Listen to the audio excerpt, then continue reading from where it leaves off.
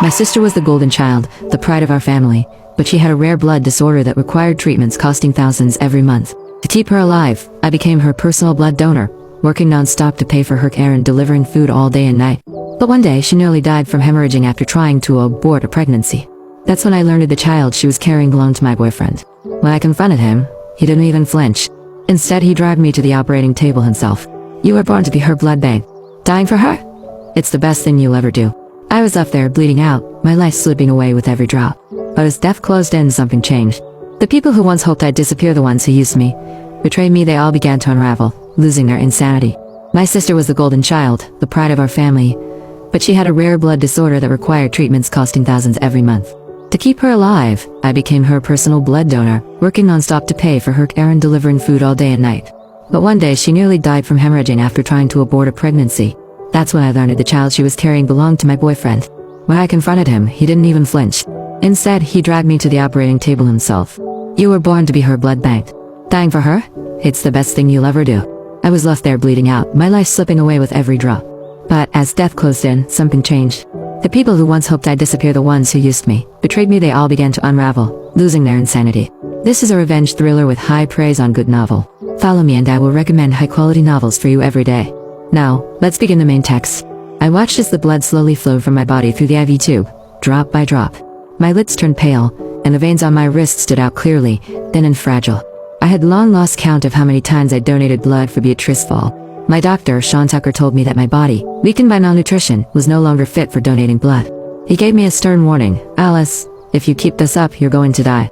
You need to stop thinking only about your sister." "What about the people who care about you?" I smiled fearlessly. "But those people only care about her. As long as she's alive, they might spare me a little affection." Sean's voice was resolute. "If you come back to donate again, I won't be part of it." Beatrice had a rare blood disorder, and to make matters worse, she had her H-negative blood, a rare type that's hard to match. Every so often, she needed a transfusion. I was the only one in the family who could donate for her. Since the day I was born, I had been burdened with the responsibility of being her personal blood bank. As I watched my blood flow into her, the color slowly returned to her pale face. When I stepped outside, the harsh sunlight made my head spin, nearly knocking me off balance. Waiting for me were my boyfriend's anxious expression and my parents' serious faces. "Alice, you need to donate again tomorrow." Still dizzy from before, I froze, hesitating before pleading with them. "Mom, Dad, can I rest for a month? The doctor says I'm malnourished and can't donate right now." My father rejected me without a second thought. "No, Beatrice's condition is serious. We can't afford to wait." Even my boyfriend, Ronald Williams, couldn't help but try to persuade me. "Yeah, Alice, Beatrice is your sister. If you don't save her, who will?" I sighed, lowering my head and saying nothing. Since childhood, they'd always used the same excuse to force me into living in my sister's shadow. This time I didn't want to agree. But when I got home, my parents locked me in my room, taking away all my electronics and refusing to give me any food. No matter how hard I pounded on the door, it was useless. My mother snorted coldly. "You stay put in this room until tomorrow. You're going to the hospital with Beatrice." Beatrice stood by the doorframe, her eyes brimming with tears, pleading with me. "Alice, please, I'm begging you. Just help me one more time tomorrow. I really can't do this without you."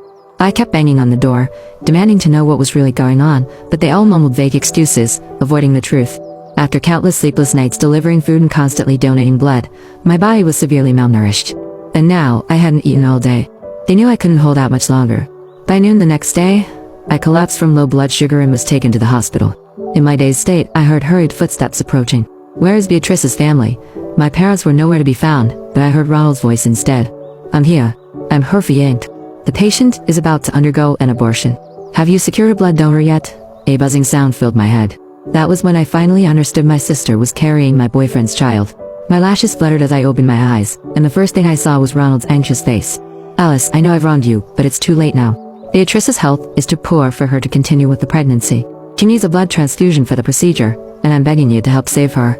I stared at him in utter shock, the weight of his betrayal crashing down on me. He stood there shamelessly calm. "You two, one is my boyfriend, the other is my sister. You knew her body couldn't handle a pregnancy, and you still let her get pregnant?" My voice trembled, but Ronald held my hand firmly. "It was a mistake. I'm sorry, I truly am. But if Beatrice doesn't end the pregnancy, her life will be at risk too." He clenched his jaw as if making some kind of firm decision. "I promise you, once Beatrice is better, I'll marry you." I looked at him with utter despair. "Ronald, I'm going to die." He snapped impatiently. "It's just a bit of blood. Is it worth all this drama? You're only losing some blood, but you could save Beatrice's life. Besides, you only got together with me